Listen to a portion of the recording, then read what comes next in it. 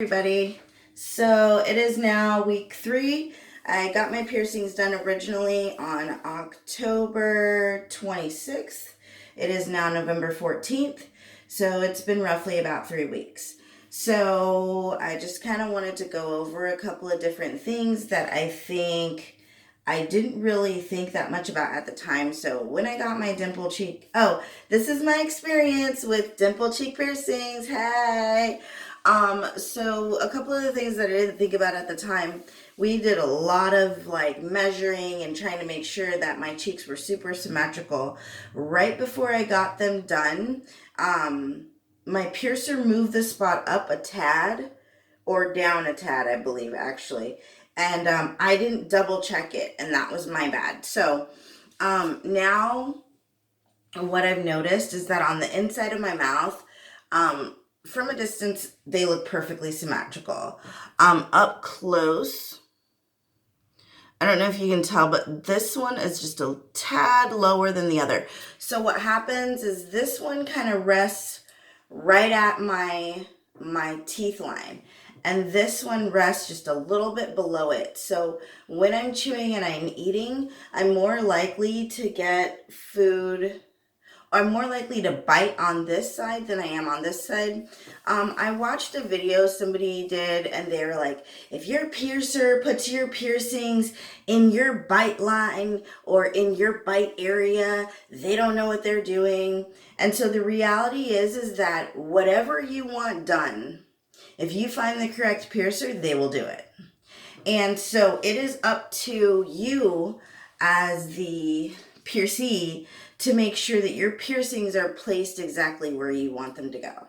And so if I want to get 6 cheek piercings in a row and they're all in my bite line or bite range, I have that right. So I don't think that my dimple piercings would have looked cute had they been up here. You know what I mean? So there's that piece. Another thing that I'm experiencing is now it's 3 weeks in. Swelling's totally gone. But I am experiencing a little bit of a keloid right here. So I know that this is the side that I sleep on the most. And because of that, more than likely is the reason why this side got irritated more. I also had a friend over. No relations were happening, but I had a friend over, and they were like in my space, and so my normal sleep pattern was disrupted, which that night I think I bumped my face more times in one night of a sleepover with a friend than I have in the entire 3 weeks, just because I was sleeping out of the norm. So that's something to keep in mind. You want to kind of, if you can, stick to whatever your regular schedule is, because for me, that was like really challenging trying to share a bed with someone when I've been sleeping in my bed by myself for the last 2 years. So there's that. Today I am going to either first thing tonight when I get off work at 11 p.m. or first thing in the morning tomorrow, I'm going to go to the piercing shop where I got my dimple cheek piercings done, and I'm going to get the bars shortened. So at this point the swelling has gone down, and I'm getting caught on all kinds of stuff. So I requested a slightly larger size post than what they typically pierce with, because I know that for me personally, I swell excessively when I get piercings done. So a lot of my experience is based off of what I have experienced thus far. And so everyone is different, every skin is different, and everyone's reaction to piercings are different too. So again, this is just my experience. I am not a professional. I am not a piercer. You know, this is just what's happening with me on my journey. So as you can see again, this dimple's starting to fall in really good. This one on the other side is having a harder time because of that keloid that's happening, which is a part of the, I feel like it's when they pull you in for a consult, which they should, by the way, it's important that people inform you of what you can expect when getting a piercing like this. And that's what happened for me. And so I was informed that, like, hey, this is going to take like up to 2 years to heal. And I was like, well, that's totally fine because I really just want the dimples anyways.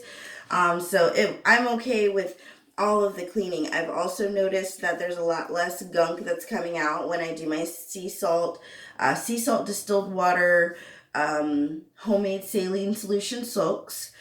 So when I do those, there's a lot less pus coming out of my piercings. Mouth washing, I still do that regularly. I typically use the sea salt now, more so than the biotin. And that's pretty much it. So just kind of wanted to touch base with you guys and emphasize the importance that at week 3, if your swelling has gone down, it's very, very important to go get different jewelry. I am like 120,000%. I'm pretty sure that when I go get these downsized, this keloid on this side is going to dissipate a lot faster because it won't be as irritated by the movement and getting caught and me trying to sleep. And even like I've gotten comfortable with them now. Darn dogs. I've gotten comfortable with them now. And so even I'll go to like brush my face like I normally would and I'll hit it just because there's no pain anymore. The only time it hurts is when I bump it, and it's not nearly as bad as it was in the first 2 weeks. So I'm going to continue to document this journey. I will probably make a video after I have gotten my shorter posts and kind of let you know what that transition is like. And the goal is to go through this whole journey with me until my cheeks are pretty much healed, or if something crazy happens, I take them out. So again, this is my experience with dimple cheek piercings. Like, subscribe, all that good stuff, and thanks for watching. Bye-bye.